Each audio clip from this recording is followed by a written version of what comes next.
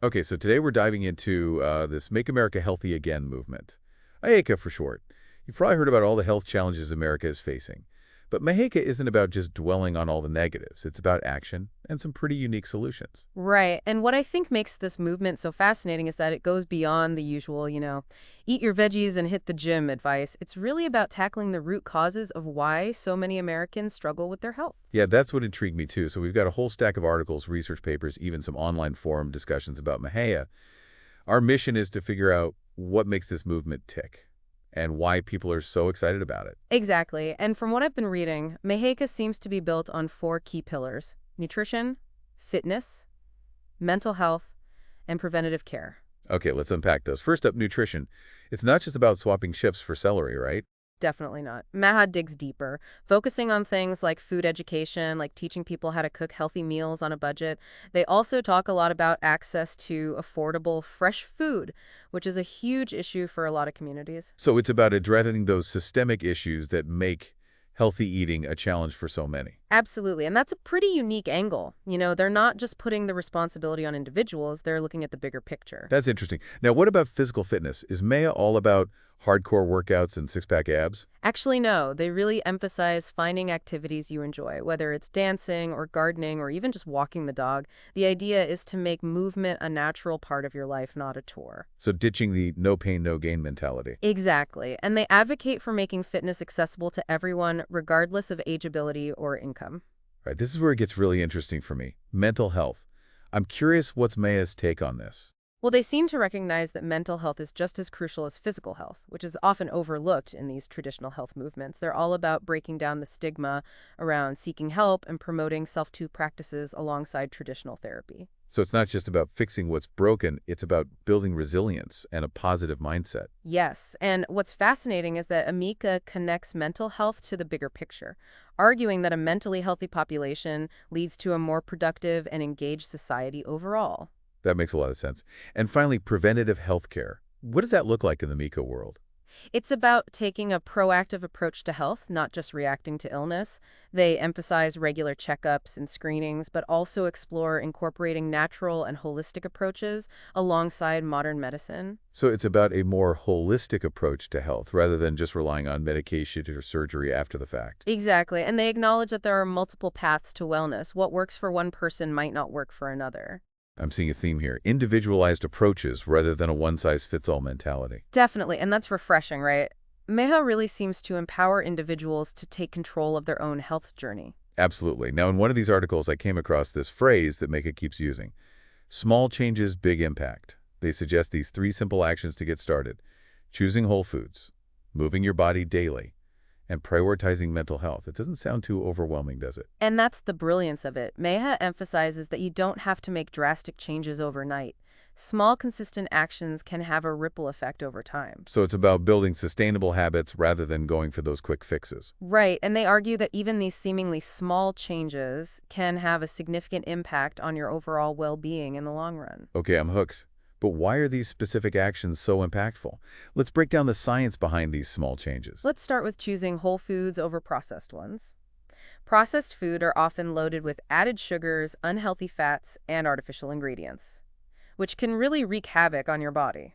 Yeah, I've definitely noticed a difference in how I feel when I cut back on processed foods. Right, and research backs that up. Studies show that a diet rich in whole foods can reduce your risk of chronic diseases, like heart disease, stroke, type 2 diabetes, and even some types of cancer. So it's not just about fitting into your genes, it's about reducing your risk of serious health issues down the line. Exactly, and it's about feeling your best on a daily basis, having more energy and boosting your immune system. Okay, that makes sense. Now, what about daily movement? What makes that such a game changer? Well, even moderate physical activity has been shown to have a profound impact on both physical and mental health. It helps control weight, improves cardiovascular health, strengthens bones and muscles, reduces stress, and even boosts cognitive function. So it's not just about looking good, about feeling good and keeping your brain sharp. Precisely. And Emaha recognizes that people lead busy lives, so they emphasize finding ways to incorporate movement into your daily routine, rather than stressing about hitting the gym for an hour every day. I like that. It feels more achievable and sustainable that way. Exactly. And they encourage people to find activities they enjoy, which increases the likelihood that they'll stick with it. Okay, we've covered nutrition and fitness. Now let's dive into the mental health aspect. Why is Mecca so focused on prioritizing mental well-being? One of the most compelling arguments they make is that mental and physical health are inextricably linked. Chronic stress, anxiety, and depression can manifest physically, leading to issues like digestive problems, insomnia, weakened immunity, and even chronic pain. So ignoring our mental health can actually sabotage our physical health too. It's a powerful connection. It is, and Maha emphasizes that taking care of your mental health isn't selfish. It's essential for overall well-being and can even have positive ripple effects on your relationships, your work, and community involvement. Yeah, that's a lot of sense. But with our busy lives, how do we actually prioritize mental health? It feels like there's never enough time.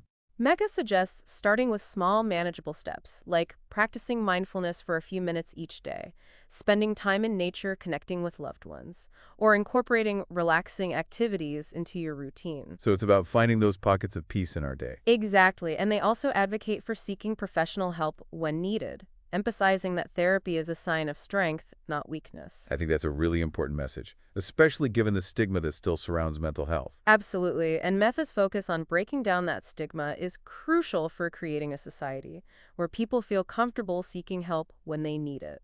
This has been really eye-opening so far, but I'm wondering if you could connect these makeup principles to some real-world examples. How are people actually implementing these changes in their lives? Well, there are countless examples, but one that comes to mind is the story of, well, there are countless examples, but one that comes to mind is the story of a woman named Sarah I read about on the Meka forums. She was struggling with her weight energy levels and just feeling overwhelmed by life in general. Sounds relatable. So how did Maya lay into her story? Well, she decided to try those three simple actions. Maya promotes. She started by swapping out processed snacks for fruits and vegetables. Instead of driving everywhere, she started walking or biking whenever possible. And she started each day with just a few minutes of medication. So small steps, but consistent one. Exactly. And the results were pretty amazing. Not only did she lose weight and have more energy, but she also found that she was able to manage stress better and felt more positive overall. That's fantastic, but I'm sure it wasn't always easy. What about those days when life just gets in the way? May is about progress over perfection, right? Absolutely. They emphasize setting realistic goals and being kind to yourself. There will be days when you don't nail it, and that's okay. It's about getting back on track and focusing on the long game. So it's more about building a sustainable lifestyle than striving for some unattainable ideal. Yes, and I think that's what resonates with so many people. It feels much more achievable and less intimidating than some of the other health trends out there. It definitely seems more sustainable than those crash diets or extreme workout programs. Right, and Mecca encourages people to find what works for them. There's no one-size-fits-all approach. It's about experimenting and figuring out what feels good for your body and mind. I love that. So it's not just about following a rigid set of rules. It's about listening to your own body and finding what truly nourishes you. Exactly, and that sense of empowerment is really at the heart of the Mecca movement. Okay, so we've talked about the positive aspects of Maha, but are there any potential downsides or criticisms? Well, some critics argue that Meha oversimplifies complex health issues. They say that focusing on individual choices can distract from the systemic problems that contribute to poor health, like poverty, lack of access to healthcare, and food deserts. That's a valid point. It's not just about individual responsibility. It's about creating an environment that supports healthy choices. Exactly. And to be fair, Meha does acknowledge those systemic issues and advocates for policy changes to address them. But some critics feel that it doesn't go far enough. That's a good starting point, but there's always more work to be done. Right. And another criticism is that Maha's emphasis on personal choice could lead to a blame the victim mentality.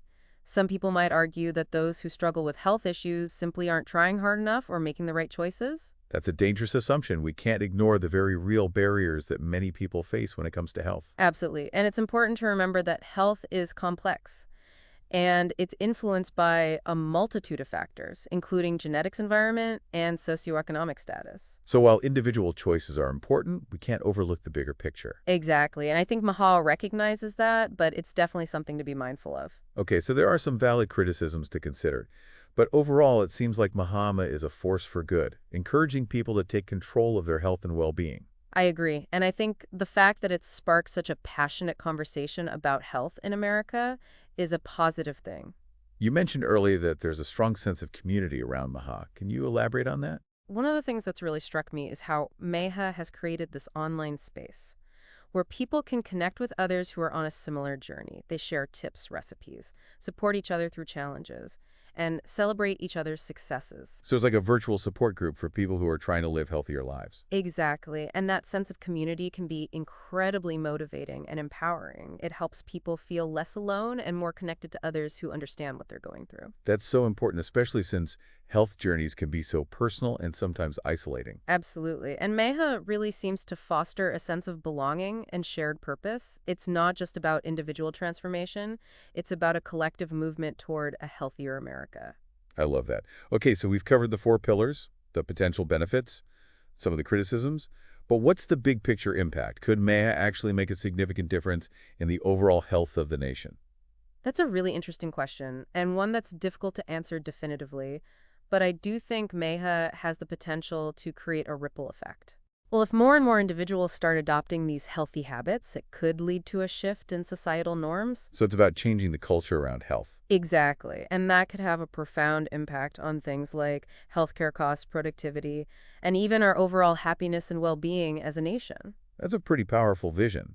But how realistic is it? Are there any major roadblocks MAHA might face in achieving its goals? Well, one of the biggest challenges is addressing those systemic issues we talked about earlier. MECA can encourage individual change, but it can't single-handedly solve problems like poverty, food insecurity, or lack of access to quality healthcare. Right, so it needs to work in tandem with policy changes and community initiatives to truly create a lasting impact. Exactly. And another challenge is overcoming resistance to change. Not everyone is going to be on board with Meha's message. Some people might be skeptical, resistant to new ideas, or simply content with their current lifestyle.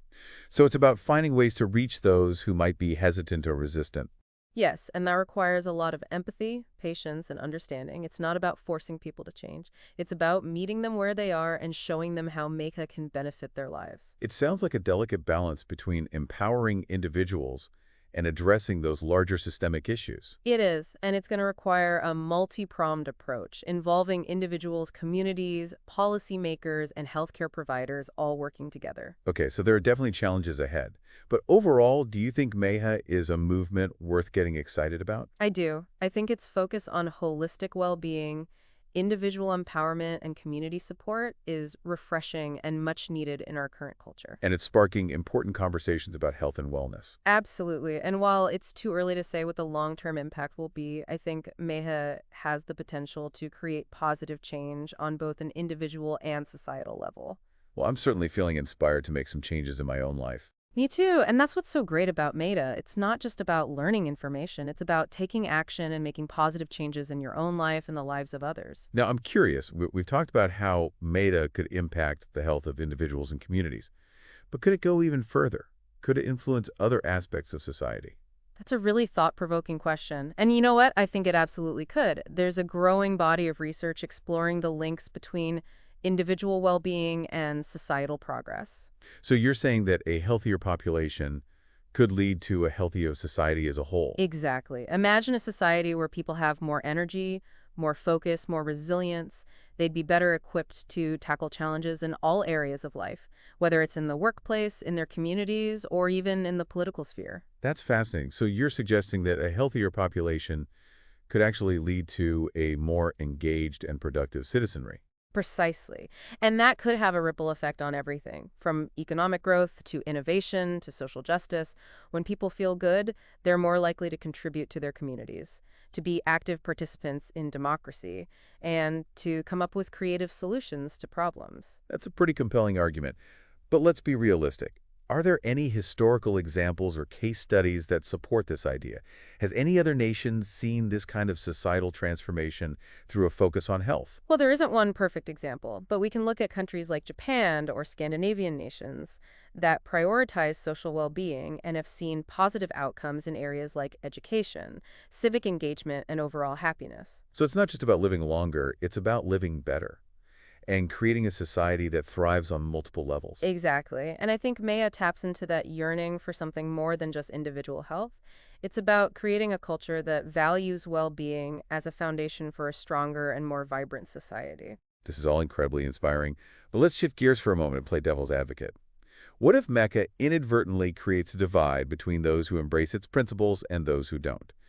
Could it lead to judgment or a sense of moral superiority among those who are living the Mihala lifestyle? That's a valid concern, and it's something Mayhab proponents need to be very mindful of. One of the core principles of the movement is inclusivity, and that has to extend to those who might be skeptical or who face barriers to adopting these healthy habits. So it's not about creating an us versus them mentality. It's about meeting people where they are and offering support rather than judgment. Absolutely. And it's about recognizing that everyone's health journey is unique. There's no room for shame or guilt in this movement. It's about empowering people to make choices that align with their values and circumstances. That makes sense. So man needs to be careful not to become another trendy lifestyle movement that excludes or alienates certain groups of people. Right. It has to remain rooted in the principles of compassion, empathy, and a deep understanding of the complex factors that influence health. Okay, so we've talked about the potential benefits, the possible pitfalls, and the larger societal implications of Meha. But at the end of the day, what does it all mean for our listeners? What's the takeaway message here? I think the most important takeaway is that Maya offers a powerful framework for thinking about health and well-being. It encourages us to look beyond quick fixes and to embrace a holistic approach. That encompasses not just our physical bodies, but also our mental, emotional, and social health. And it reminds us that our individual choices can have a ripple effect, creating positive change in our communities and even in the world around us. Exactly. So whether you fully embrace the Meha movement or simply adopt some of its principles, the key is to find what works for you and to commit to making your well-being a priority. This has been such a fascinating deep dive. I feel like we've only scratched the surface of this movement. Me too. And that's the beauty of it. There's so much more to explore and learn. So to our listeners, we encourage you to continue this conversation, check out the resources we'll be sharing on our website, and join the hashtag MAMA conversation online. And remember, it's not about perfection. It's about progress. It's about taking small steps each day towards a healthier, happier you and a healthier, happier world. Beautifully said. Thanks for joining us on this deep dive into the Make America Healthy Again movement. Until next time, stay curious and keep exploring.